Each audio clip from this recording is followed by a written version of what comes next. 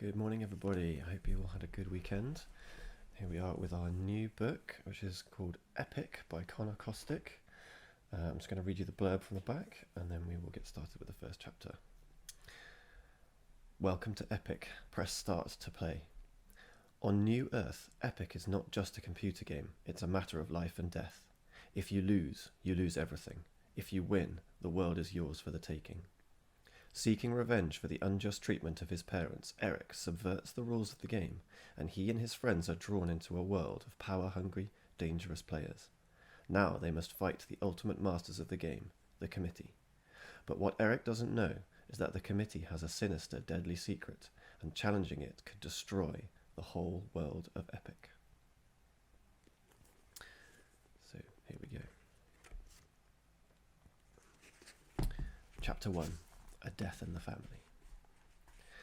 A sea mist had coated the window of the farm's kitchen with minuscule drops of rain. Erik was trying not to think of the terrible gamble taken by his mum. His nervous attention was focused on the droplets. Erik sat perfectly still, watching the flecks of water as some of them joined together to form larger drops, and these in turn amalgamated. Eventually a raindrop grew to the point where it could no longer cling to the glass, and with an erratic plunge rushed downward, moving all the swifter as it gathered up the water in its path. A catastrophic event in the world of the million mist droplets. Next to Erik, apparently paying equal attention to the faded patterns in the wood of their well-worn table, sat his dad. Neither of them had spoken in over an hour, and their shoulders were hunched from tension. At long last, hollow footsteps rang out, changing in tone as they moved from wooden stair to tiled floor. The kitchen door latch was raised, and his mother entered. "Well?" asked Erik, but as soon as his mother had set foot in the kitchen, he could see from her gaunt, pale face that the news was bad. "I am dead," Freya replied, a tremble in her quiet voice. Harold stood up and pulled out a chair for her. She grasped the chair with a shaking hand and slid into it, not meeting their anxious eyes. "The poison did no good service then?" inquired Harold gently. "No," she shook her head. "I didn't penetrate his armour." Taking her hand in his, Harold tried to comfort her. "You did your best. We knew it was nearly impossible." "At least she fought." Erik stood up suddenly, energy flooding through him after so much stillness. His dad was a kind man, but Erik was unable to control the bitterness that came from nowhere to rage through him. Mum at least had entered the arena on their behalf. She was the truly brave one. Harold had hidden.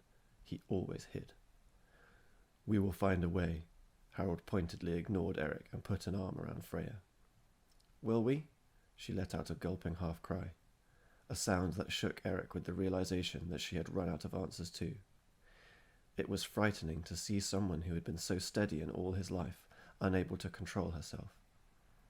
"Let's be honest with each other. At least we have that." Her eyes were tearful. "We are going to be reallocated." Reallocation. Work on the farm was hard, but not as hard as in the coal mines, or on the salt pans, or a great many of the other tasks that had to be done on the planet of New Earth. Reallocation would mean leaving Osterfjord and his friends, and probably it would mean being parted from his parents. Their lives were no longer their own. "Why don't you issue a challenge, Dad?" "Stop it," snarled Harold angrily. "Still you will not take my word." "No, I won't. Not anymore. It doesn't make sense." Erik could feel shrillness rising in his voice and paused to take breath. "What can be worse than being reallocated?" "There is worse," replied Harold ominously. "Leave it, Erik. We've had this out 1,000 times. Freya looked up for the first time since entering the room and met his eye. "Your father cannot fight for us. That's the end of the matter." "But why?" Erik pleaded. "I cannot say." Harold was grim-faced. "Blood and vengeance. I'm 14 now. I'm old enough. Tell me." "No." Even before he knew he was going to do it, Erik threw the clay mug he was holding against the wall. It cracked apart crisply, the clatter of shards resounding around the kitchen as they fell to the tiled floor, leaving a reddish-brown mark on the whitewash. All three of them stared at the remains in silence. He knew what they were thinking. A massive catastrophe was about to overwhelm the family, yet they were regretting something as inconsequential as the loss of a mug. Almost at once, his anger subsided, and Erik felt embarrassed and guilty. It was indeed a waste. As they paused, each uncertain as to what needed saying, footsteps could be heard running through the yard. Hurriedly rising from her chair, Freya began to gather up the jagged pieces of pottery. Then came a rap on the floor. "Come in." Either Harold did not care that the visitors would see the broken mug, or else he actually wanted them to. A golden-haired girl flew in, bringing a breeze and her stocky brother in her wake. "Ingeborg, Bjorn, welcome," Harold greeted their young neighbours. Freya placed the shards of clay behind a basket and stood up. "Hello. We're very sorry about the duel," Ingeborg said earnestly. Behind her, Bjorn added his condolences with a nod. With a forced smile, Freya lifted a stray hair back behind her ear. "Thank you, and thank your parents for the sword and the potion. They must have been worth months of effort. I'm sorry they went to waste." "Oh, don't worry. They don't regret it. Yours was a good cause. We will miss you terribly if you have to go." Ingeborg's eager face suddenly clouded over, as though she wished to take back her words. "Erik, take your coat and go with your friends. Your mum and I have much to talk about." Harold gestured to the door. "Aye, and behind my back as always." Erik slammed the door as he left, the latch rattling and falling to catch. He noticed Bjorn and Ingeborg exchange a glance of alarm, but no one spoke.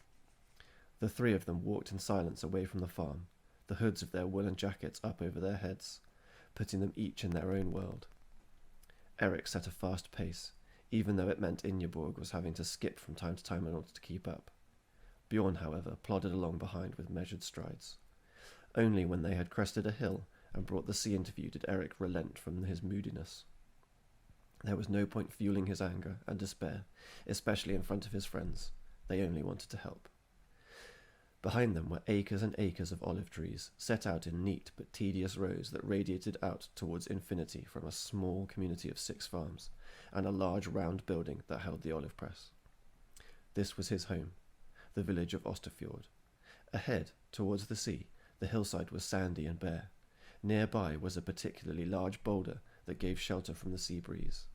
It had served them often before, and they went to sit underneath it now.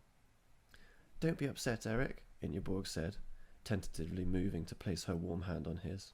"It might not be so bad. Even if they reallocate you, it could be to the salt pans. That would mean you living in hope, not so far away." "And in any case," added Bjorn, "central allocations won't make a decision before graduation. That gives you a chance." "Did you watch?" Erik changed the subject. "Yes, we were all in the arena. Everyone from Osterfjord at least, and many from Hope." Bjorn looked cautiously at Erik out of a broad, fleshy face in which watery green eyes were holding a question. "I couldn't bear the waiting. And anyway, I wanted to be at home for Mum." Erik paused. "Did she fight well?"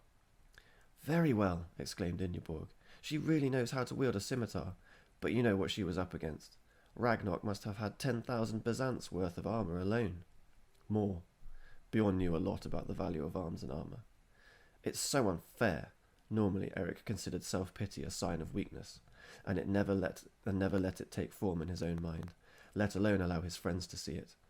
But these were not normal circumstances. Not only was he likely to be placed among complete strangers and set to some painfully arduous work, but his own parents considered him a child still, untrustworthy and unequal to a discussion on a future that would affect them all. In his own mind he was loyal, dependable, and could hold his tongue if a secret needed to be guarded. "Of course it's unfair, totally unfair and unreasonable. It's not your family's fault the solar panel broke. What could happen to anyone? Why should you be punished?" When Ingeborg was angry, her pale cheeks flushed red. Only then could you see the resemblance between the slender girl and her stocky brother. "Yeah, and it's not as if a new family could fill the quota without that power. It doesn't really make sense to reallocate you." Bjorn tied up the neck of his jacket as he spoke, trying to keep out the cold, damp air. "Do central allocations even think about what it means to split up friends and families? What can we do? Even to challenge them on a small decision is to be killed in the arena like your mum, let alone if someone suggested a really radical change." Ingeborg was worked up, talking as much to herself as to Erik. Did you ever daydream about dueling central locations and winning? He asked her, the thought soaring up from the bottom of his heart, from where he normally hid it, saved for those moments when he lay thinking of the future. Always. Ingeborg looked up at him. Their eyes met, and Erik saw total understanding. He was glad now he had blurted out his wish. Not I, Bjorn said with a shrug to convey his pragmatism. It's too unrealistic. A chaffinch landed near them, looking for shelter, head flicking busily so that everything around it could be surveyed by its two tiny black eyes.